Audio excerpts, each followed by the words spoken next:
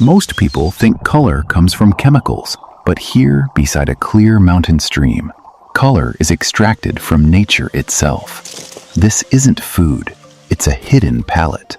Using an ancient technique called steam dyeing, the artisan unlocks pigments stored inside everyday plants.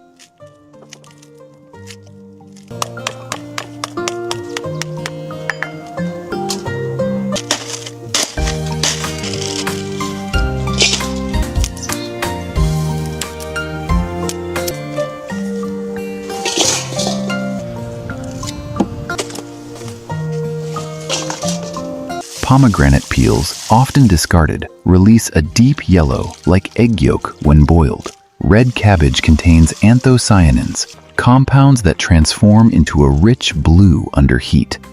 Broccoli carries chlorophyll, staining the fabric with living green. Even rambutan skins bleed out a dark purple. This is chemistry, written by nature.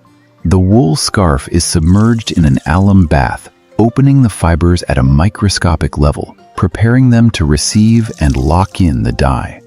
Now the fabric absorbs the natural colors. But this is only the beginning. The real transformation is about to happen. The scarf is partially dried.